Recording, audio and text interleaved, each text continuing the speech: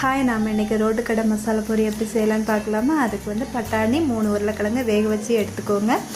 கடாயில் வந்து கொஞ்சம் எண்ணெய் விட்டு பட்டை, சோம்பு, இஞ்சி, வெள்ளைக்கூடு, அப்புறம் பச்சை மிளகாய், அப்புறம் ஒரு 2 வெங்காயம், 2 தக்காளி இந்த மாதிரி வதக்கிக்கோங்க. ஒரு கைப்பிடி புதினா, கொத்தமல்லி கொஞ்சம் எடுத்து அதையும் நல்லா வதக்கிக்கோங்க.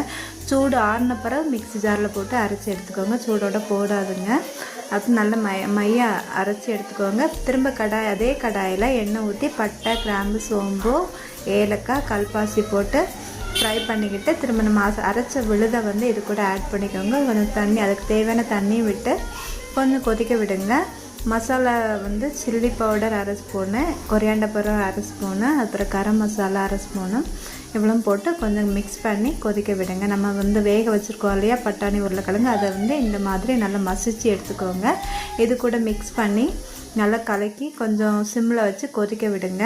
அப்புறம் தேவையான சால்ட்டும் சேர்த்துக்கோங்க. அவ்வளோதாங்க, மசாலா ரெடி.